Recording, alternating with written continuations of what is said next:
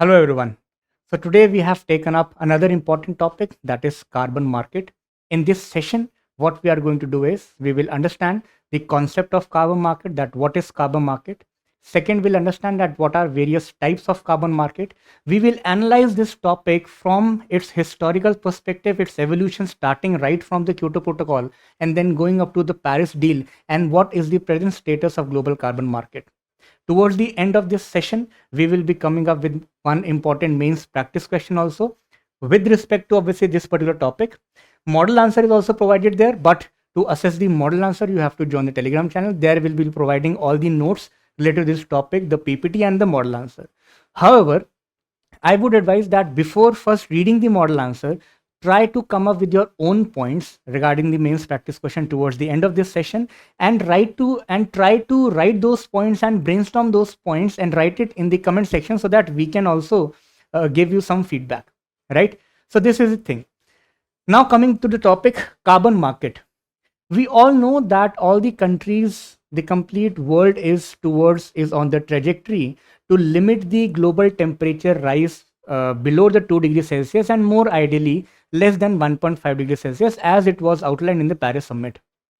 But the thing is that how do we have to go for it? There are various mitigation techniques, there are various adaptation techniques. Also, we know under the ambit of Paris deal, and then the recently concluded, just 2 years back concluded Glasgow summit, we know that the countries have come up regarding their updated national determined contributions. That is, what are their national contributions? How is the respective country going to adopt a path and going to do its bit in order to cater to the global demand of reduction in the global average temperature.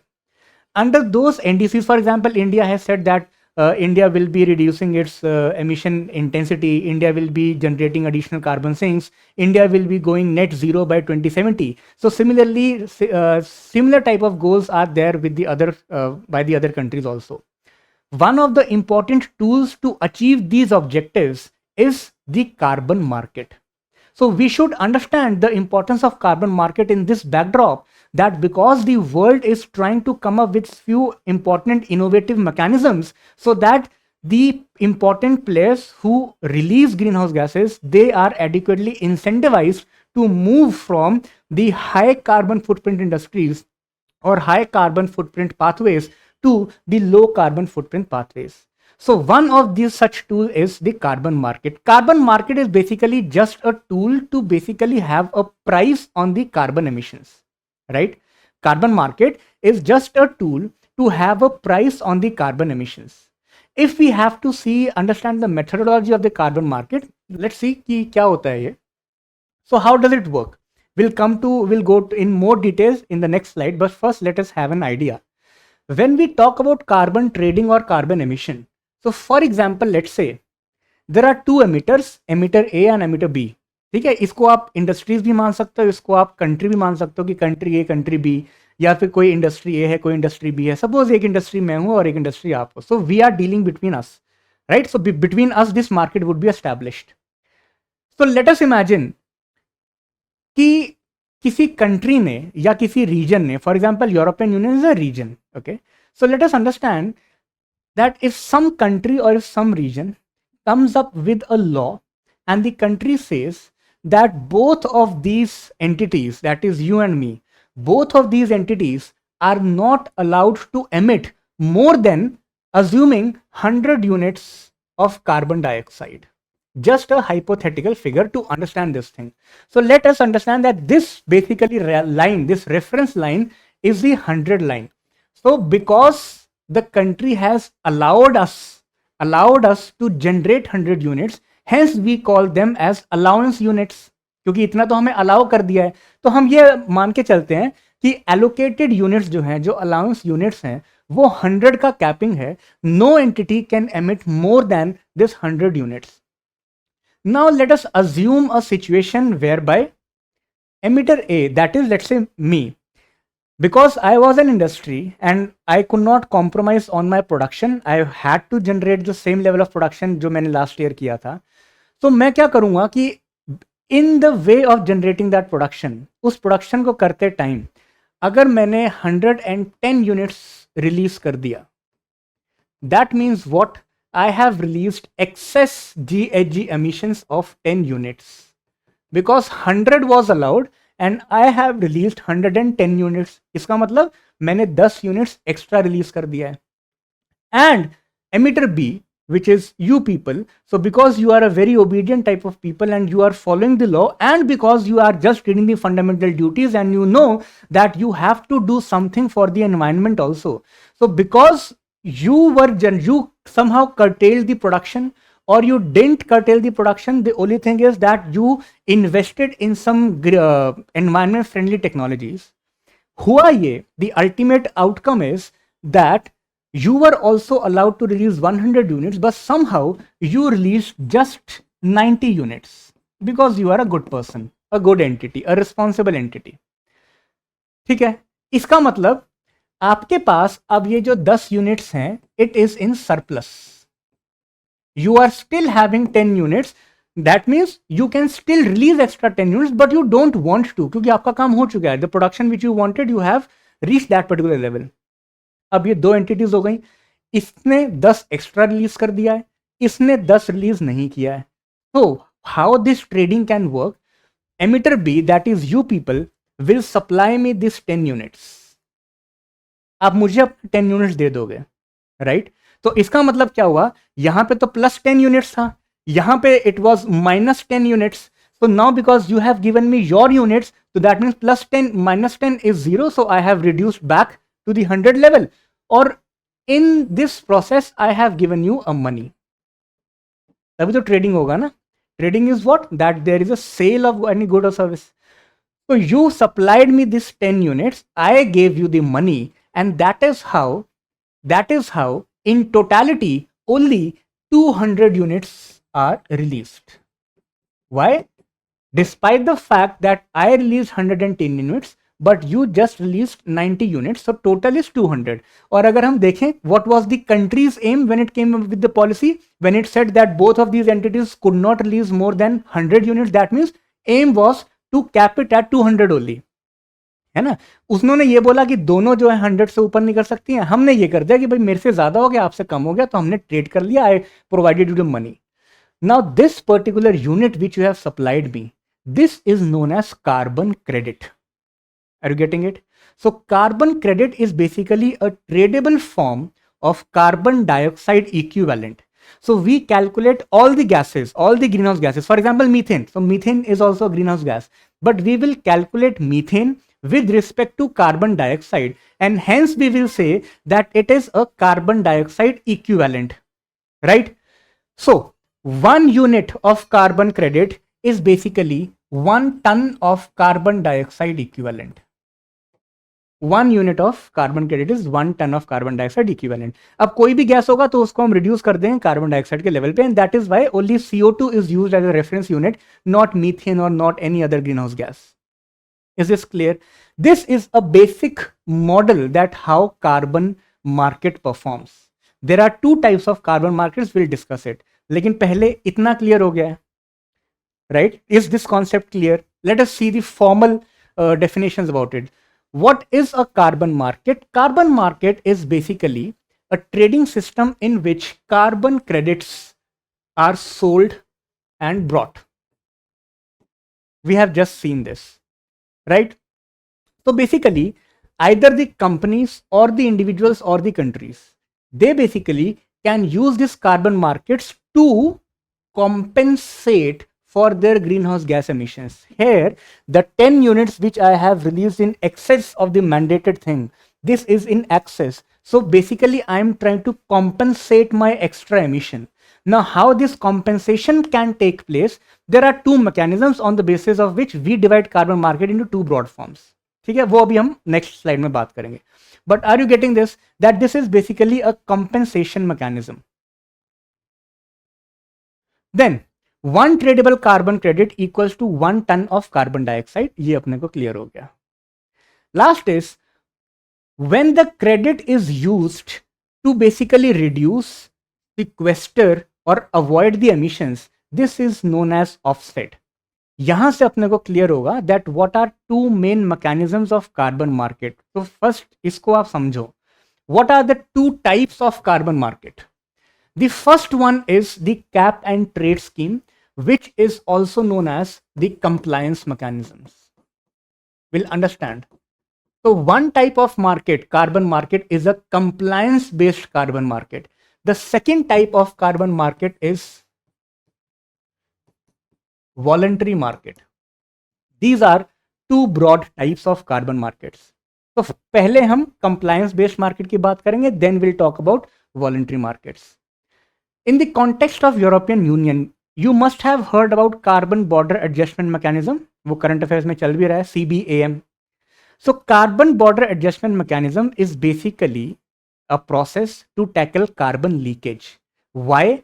Because when the European Union came up with their domestic policies of European Union emission trading system, ETS, so it was basically applied only to those entities which are working inside the European Union, and for those entities who are working outside the European Union, because EU obviously cannot impose a law on them, so it basically came up with the CBAM mechanism in order to levy some duties on carbon footprint intensive products. Okay?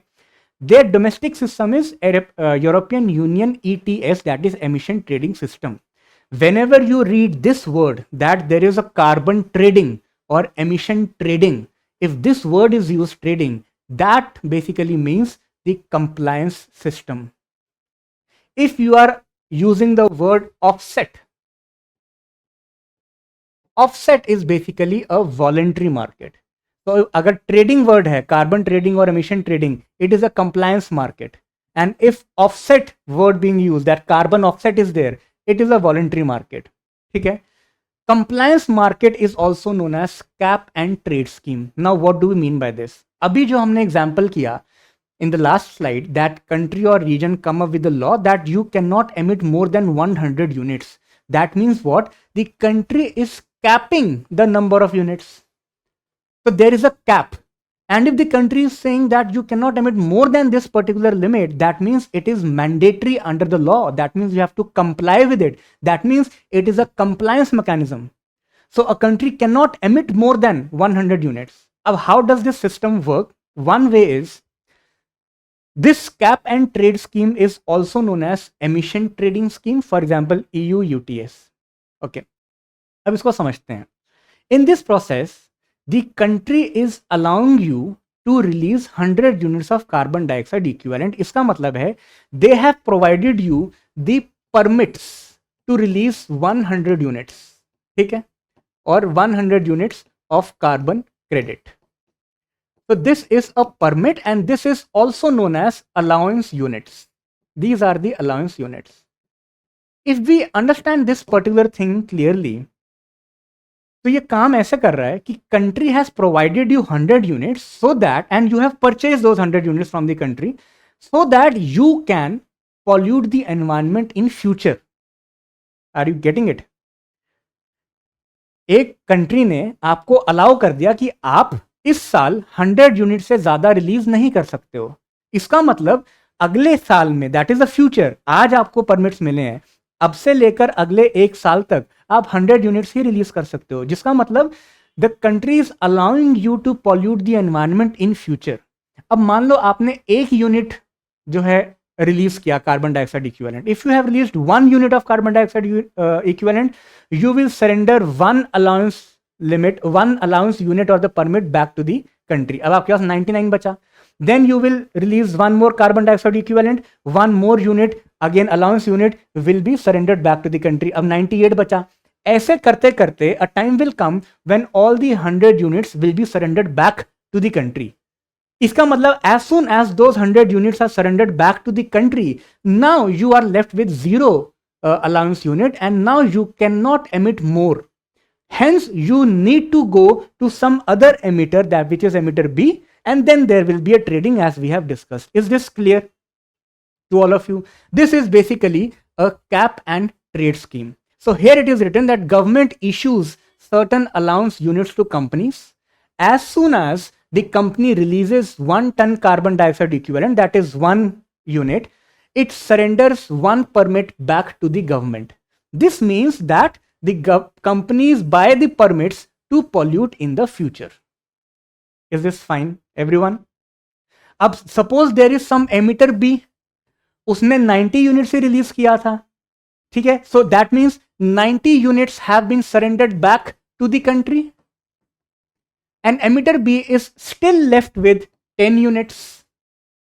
अब ये जो units बचे हैं emitter B के पास, जो कि B ने पहले कंट्री से ही खरीदे थे, B purchased these units from the country itself, then it surrendered back 90 and still it is left with 10 units. यही 10 units हैं जो कि it will be sold back to the emitter A and the B will get the money in return. Is this clear? This is known as cap and trade scheme because there is a mandatory cap. So this is a mandatory market. This is a compliance based mechanism. ठीक है? So it is a top down approach. Now come to the voluntary market. Voluntary market is also known as baseline and credit system. Here it was known as cap and trade scheme. Here it is known as baseline and credit system, or it is also known as the offset mechanism or offset trading. तो trading तो यहां भी होगी, that is why it is a carbon market, but the word important is offset. So word is offset, it means voluntary market. If the word is compliance or emission trading scheme, then it is a mandatory market. If the word is cap, it is a mandatory market, compliance based mechanisms. Coming back to this, जैसे यहां पर there what was traded, allowance units were traded. See, allowance units were traded. Here what is traded, emission reduction units. इसमें क्या होता है, suppose emitter A again, because it released, let's say, higher emissions. So emitter A, what will it try to do? It will go to some other country in some other region, and emitter A will be investing in green infrastructure. Let's say emitter A will be investing in developing solar energy plant, wind energy plant, investing in green hydrogen, something like this. That is green technologies basically. So emitter A now will say कि जो मैंने 10 units extra release किया था, right? Because of my interventions in some other areas, because I have invested in green projects, at that place, at that point of time, I have sequestered back the carbon dioxide 10 units. Are you getting it? Suppose emitter A released excess of 10 units and emitter A then went to other country, and there the emitter went for the large scale afforestation program. अब पेड़ लगा रही हैं तो carbon sequestration होगा, तो it might happen that the carbon dioxide, all that 10 units which he has released in excess will be sequestered back. So emitter can say कि देखो मैंने carbon dioxide को offset कर दिया है. Hence it is known as offset mechanism, because here direct reduction of carbon dioxide equivalent is not done. In the emission trading scheme, we have seen that emitter B is directly reducing the carbon dioxide emission, and that is why it is being sold to A. यहाँ पे direct reduction है. But in the second case, in this offset mechanism, there is no direct reduction. The industry or the emitter is saying that whatever excess units I have released, I am going to invest in some green technology at some other place, and I will be sequestering back that excess release. So there is an basically net zero target can be achieved. Absolute reduction nahi hoga. So in offset mechanisms, there might not be an absolute reduction. Might be, but might not be. In this case, there can be an absolute reduction. This is a basic difference between these two things. Is this clear? That is why it is written that companies basically compensates for the greenhouse gas emissions by investing in the projects that reduce, avoid or remove the emissions. Hence, यहाँ पे reductions have already happened in the past. This was in future. This is also a main difference, that this point said that units are given to the companies that they can pollute the environment in the coming year. तो pollution हो रहा है future में, यहां पे pollution हो चुका है ऑलरेडी, कंपनी pollute कर चुकी है, अब वो offset करने जा रही है. That means here the pollution has been done in the past. So now I hope that this basic conceptual difference between the compliance based carbon market and voluntary carbon market is clear to you. ठीक है. Now we will move towards the Kyoto Protocol, a brief discussion, and then we will move towards the Paris Deal. यहीं से हमें चीजें क्या clear हो रही हैं, क्योटो प्रोटोकॉल में भी तो यही चीजें जाएंगी, because this is the basic concept. तो Kyoto protocol will be discussing about the compliance based market also, that is cap and trade scheme, And Kyoto Protocol will be discussing about the voluntary market also. Now, in this case, in the voluntary market where the company or a country is offsetting the carbon emission, यहाँ पे दो chances हैं. For example, there is a developed country, and this developed country, let's say US, wants to offset its carbon emissions. So US is having two options. One, either it can invest in some green project in another developed country, or it can invest in the green project to offset the carbon dioxide emissions in some developing country. ठीक है, तो US is having two options. यहां पे अगर हम बात करें, because this is a compliance based market, तो obviously compliance based market will be mandatory, will be applied only to the developed countries. ये डेवलपिंग पे तो होगा नहीं. It will be applicable only to developed countries. Voluntary market जो है, it can give the developed world either to invest in developed country or to invest in developing country. So there are these three possibilities as per this concept. These three possibilities were taken by the Kyoto Protocol. So now we'll be discussing about, just a minute, yeah, Kyoto Protocol. When we talk about Kyoto Protocol, here we see there are three markets. One is international emission trading. Now see this word, emission trading stands for compliance mechanism. True. We have seen the compliance mechanism can be applied only to the developed world. So developing countries can't be there. So international emission trading under Kyoto Protocol meant that two developed countries are trading among themselves. Is this clear? So here rich countries are assigned the units, that is allowance units, which can be sold to other rich countries only, no developing countries here. Next is clean development mechanism. As we have discussed, developed world can invest. Now these two are basically the offset mechanism. So we have seen that developed world can invest in developing country also. If this is happening, it is known as clean development mechanism. If developed world is investing in developed world, developed country, then it is known as joint implementation, joint action between two similarly placed countries, that is the developed world. Is this clear to all of you? These three mechanisms were there under the Kyoto Protocol. Now we know that Kyoto Protocol has been over and we have entered into Paris deal. But to understand this Paris deal in the context of carbon market, we need to understand that what are various issues which rose out of these three markets from the Kyoto Protocol. क्योंकि जब तक हमें ये issue समझ में नहीं आएंगे तब तक हमें ये कैसे पता लगेगा कि पेरिस डील में इनको ठीक कैसे करना है या कैसे किया गया ठीक या नहीं हुआ ठीक अभी तक. So if we have to do a critical analysis of carbon markets, we need to understand the issues which rose out of Kyoto Protocol. So now let us understand few issues in this very regard. Okay, before, in the last slide basically which I missed was, this is basically the evolution of carbon market. Evolution of carbon market basically in 1970s in US. So the allowance units with respect to only sulfur dioxide was launched. So basically we can say the sulfur dioxide का एक market based mechanism launch हुआ in 1970.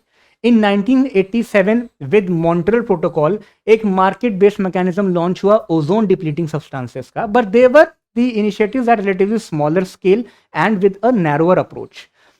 First thing, a dominant thing which came in the carbon market is the Kyoto Protocol only, and then we have the Paris Agreement now.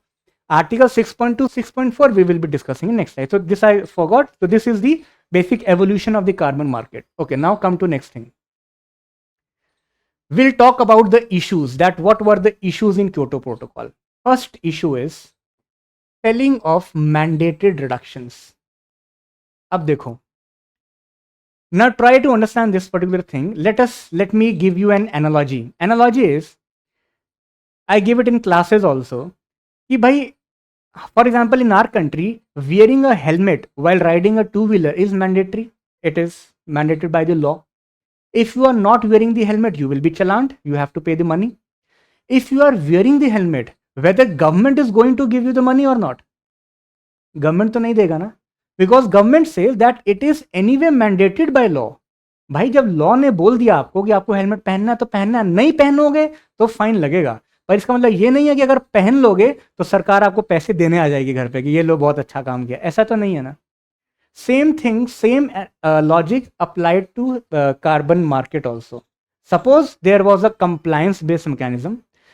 Country said that you have to anyway reduce the carbon dioxide emissions. आपको करना ही है कम, it is mandated.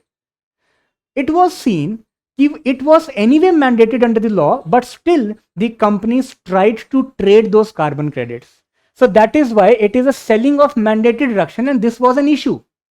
Experts believe that majority of the reductions would have happened anyway, as a lot of projects which sold the emission reductions were anyway mandated by the law to do it. तो भाई उसका trading क्यों allow कर रहे हैं हम? अब ये तो एक लूप होल हो गया। कंपनी बोलेगी देखो भाई मुझे तो वैसे ही कंट्री ने बोला है कि मुझे अपने एमिशंस रिड्यूस करने हैं, but if I can get the money also, if I can trade this unit also, then it will be a win situation for me. अगर मुझे ट्रेड नहीं करने दे रहा तो मुझे तो वैसे भी करना है। तो this is a point, expert said that there is a ceiling of mandated reduction which should not be there. Second thing is lack of focus on other efforts. So for example, we said that in the offset mechanism, what a company is doing, that it is going to other area, investing in some green technology, and that is how it is offsetting. Now it will promote the ideology that companies will not be interested in any other effort, climate friendly effort. Company बोलेगा कि ठीक है यहाँ पे हम emissions release कर देते हैं और किसी और जगह पे हम जाके हम पेड़ लगा देंगे, बिकॉज यहाँ पे प्रोडक्शन इंक्रीज हो रहा है एमिशन रिलीज करने से। So at this point the company is getting a lot of money also. पेड़ लगाने में कितना टाइम लगेगा, पेड़ लगाने में क्या कॉस्ट इन्वॉल्व होगा? So the company will not be interested in going in some other climate friendly effort, and it will be just interested in doing offsetting and trading of carbon credits. ठीक है।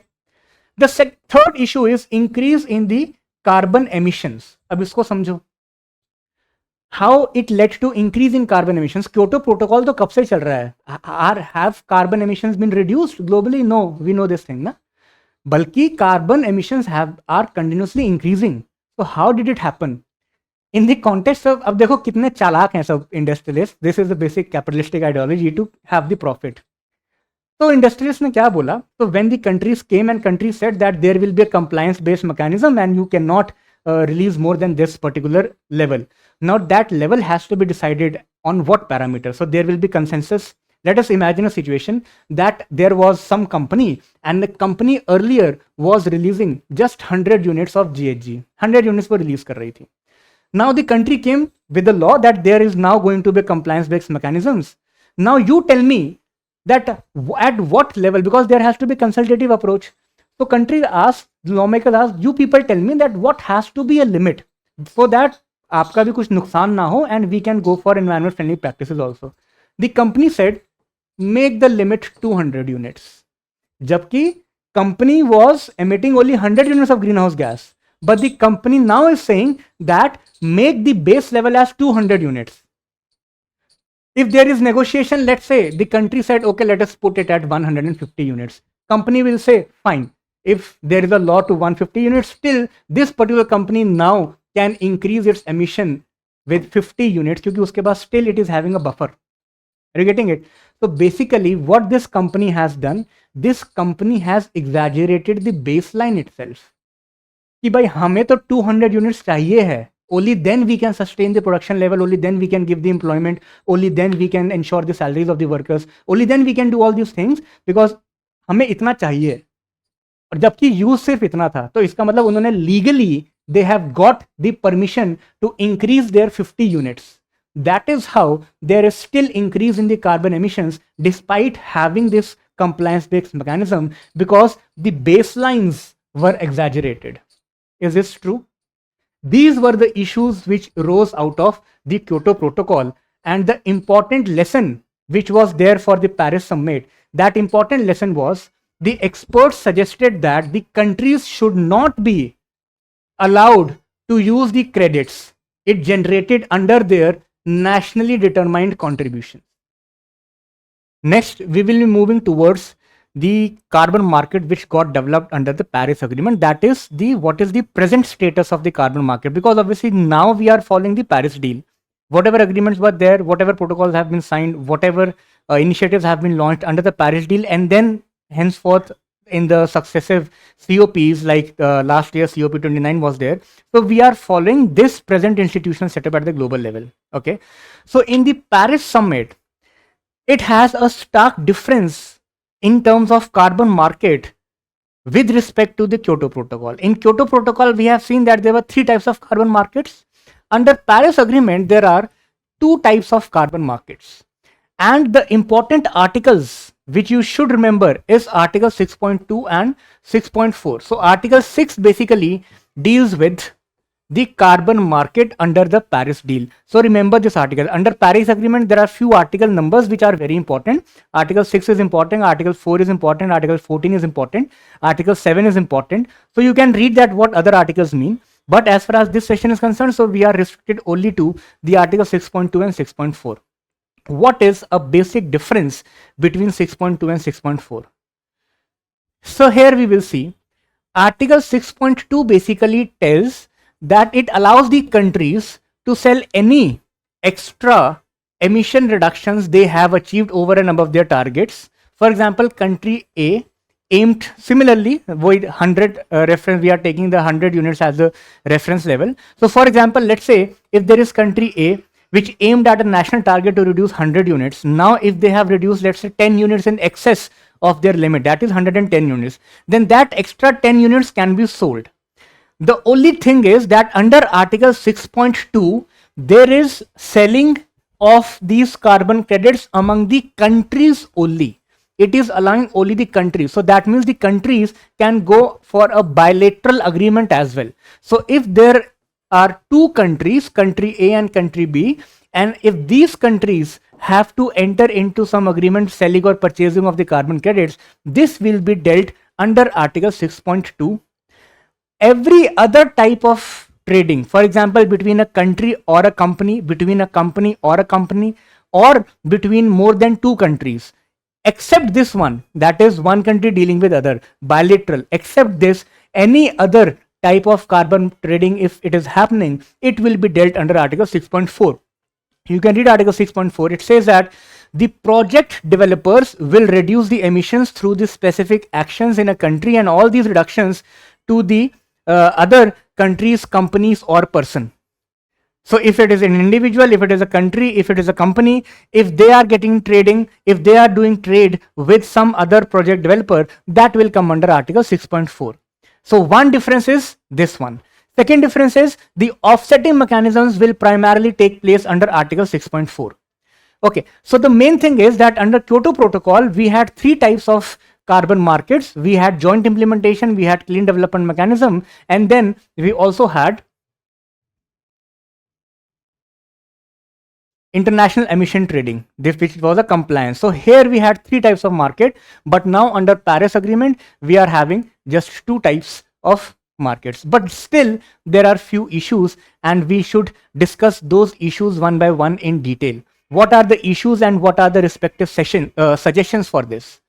For example, the first issue under the Paris negotiations which came forward was that there are too many credits already available which were the carry forward part of the Kyoto Protocol. अब Kyoto Protocol के अंदर क्योंकि हम carbon markets में officially enter हो चुके थे, a lot of countries, for example India, for example China, generated a huge number of carbon credits.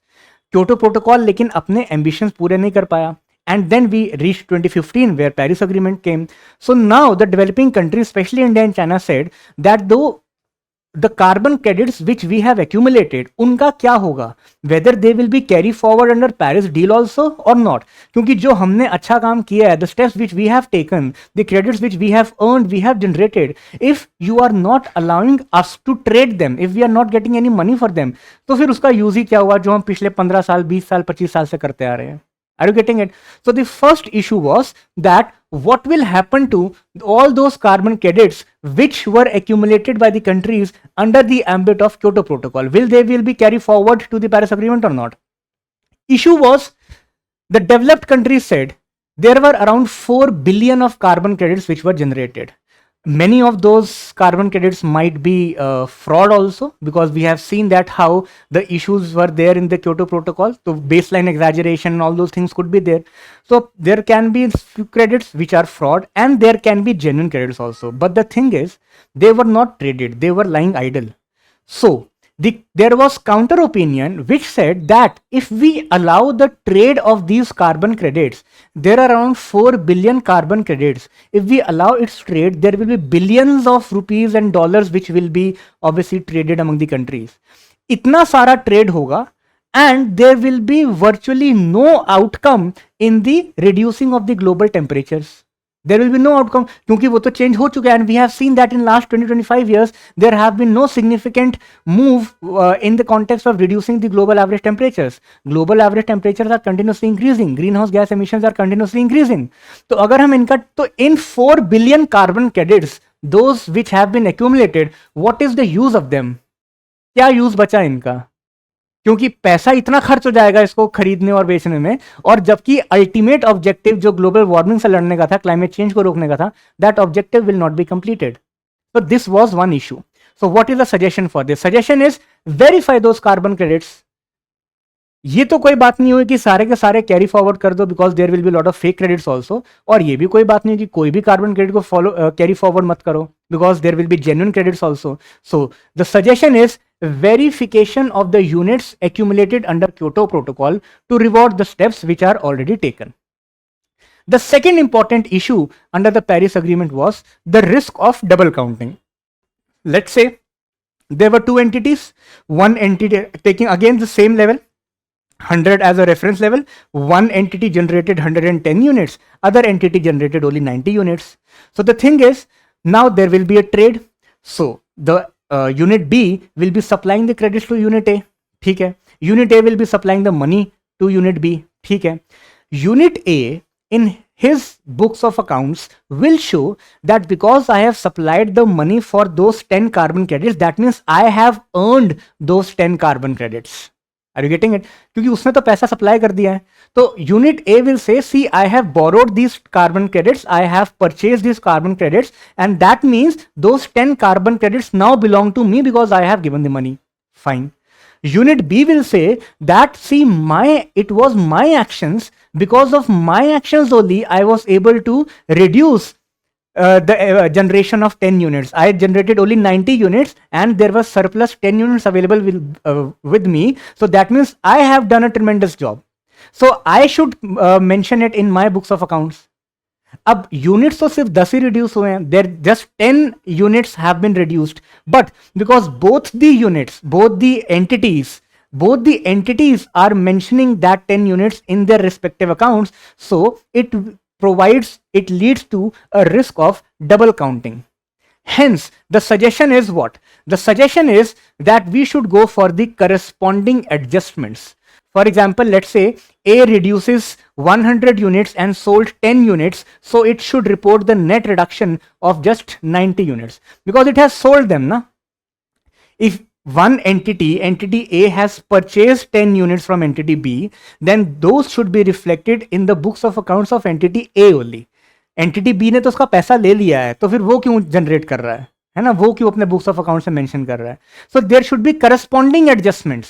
So entity B should now only mention in its books of accounts that I have reduced 10 units because I have reduced 90 units because 10 units I have traded and I have got the money for this.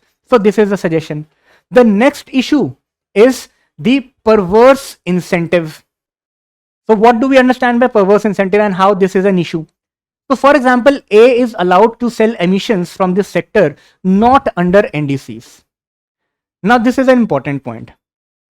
Whenever we talk about the carbon credits generation, the carbon credits will only be awarded to the entity for that action which will adhere to the additionality clause. What do we mean by additionality clause? So for example, let's say I am having a lot of trees on my agricultural field. ठीक है, बहुत सारे पेड़ मैंने अपने खेत में लगाए हुए हैं, एग्रीकल्चरल फील्ड में मैंने लगाए हुए हैं. And those trees are present in my agricultural field for last 20 years. And let us assume that at that point of time there was no system of carbon credit. Now, because I have read, I have studied, and now I know कि carbon credits भी मिल सकता है. So now can I go to the institution? Can I apply for the carbon credits? And can I have those carbon credits? No, I cannot have it because additionality clause has not been fulfilled. Those trees were anyway planted on the field. I have not planted extra trees with the sole objective of getting the credits. So there are no additional trees which I have planted. So that means all those actions which were already present, you were doing it anyway, or all those actions which were mandated by law, both of these types of actions will not be able to get the carbon credits.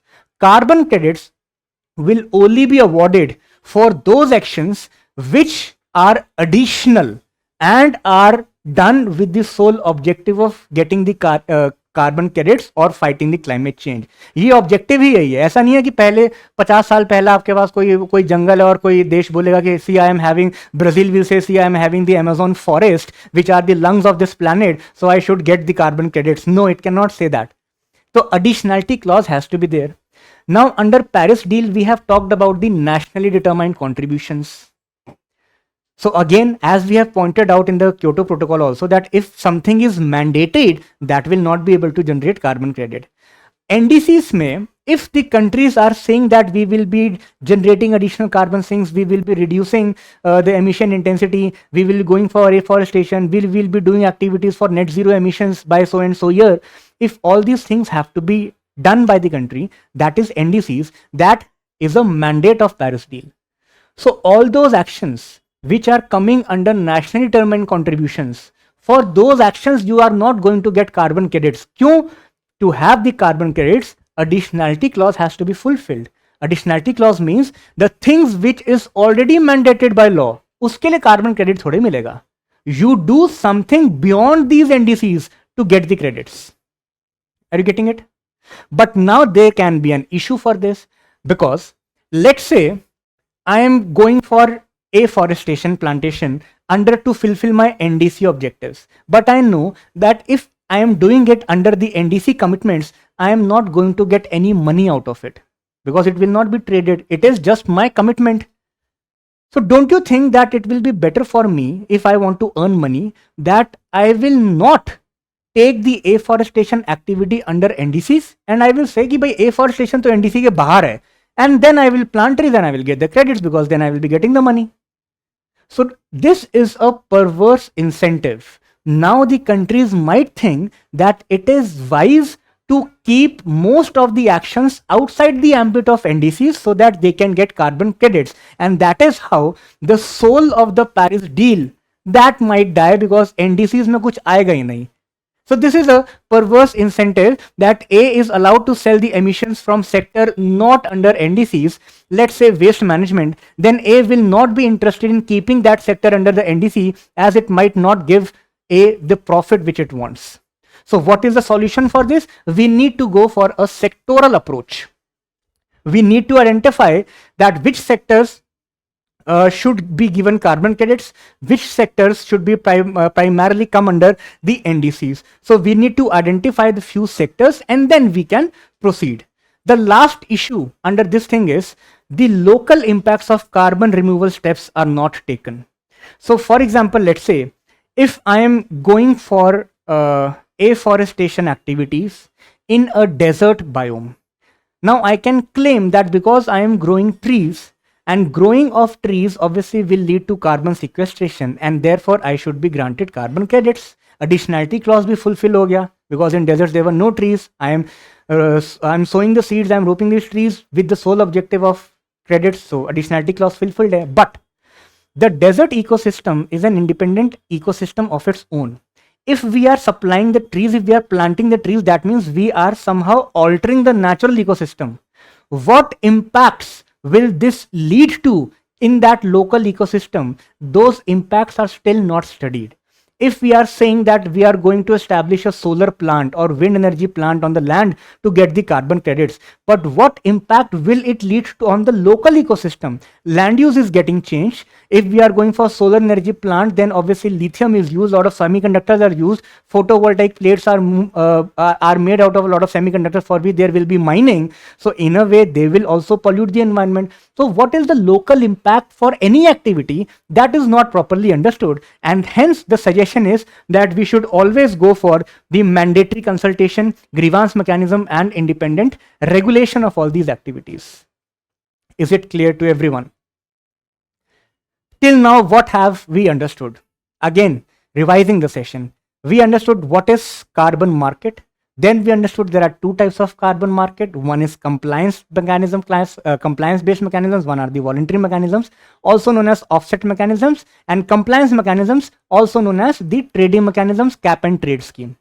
Then we saw their differences. We also saw the evolution of the carbon market starting right from 1970s when sulfur dioxide emission trading started in US, then under Montreal Protocol, ODS, then under Kyoto Protocol, the formal agreement of carbon market under climate change, and then the Paris deal. Then we saw the basics of this carbon market with respect to Kyoto Protocol. We saw all those three markets and the issues involved. And towards the end, we saw the Paris Agreement. Presently, we are having two types of markets, 6.2, 6.4. 6.2 deals with the bilateral trade. 6.4 deals with mainly the offset mechanisms, individuals, companies, etc. But still, in the Paris Agreement also, we have a lot of issues and suggestions, and we have discussed these things. Now, in this line, the last leg is the mains practice question for all of you. Try to give enough time. The question asks you, the evolution of the global carbon market reflects both things, that is the promise and the pitfalls of the market-based climate solutions. Question asked, so this is the context of the question. The main demand is critically analyze the effectiveness of the global carbon market in achieving the climate mitigation goals. Also examine the role India can play in strengthening the global carbon trading mechanism. So what role can India play in this? Have you heard about CCTS, Carbon Credit Trading Scheme? If not, do read about it. This is India's carbon market mechanism.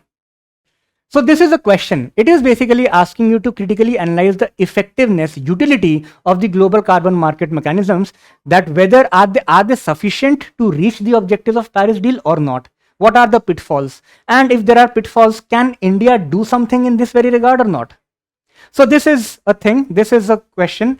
Try to brainstorm your ideas, write them down in the comment section. The model answer, obviously, we are going to provide it in the Telegram channel. So just join the channel and there you will get this PPT also, notes also, and the model answer also. So that is all from my side for today. Thank you. All the very best.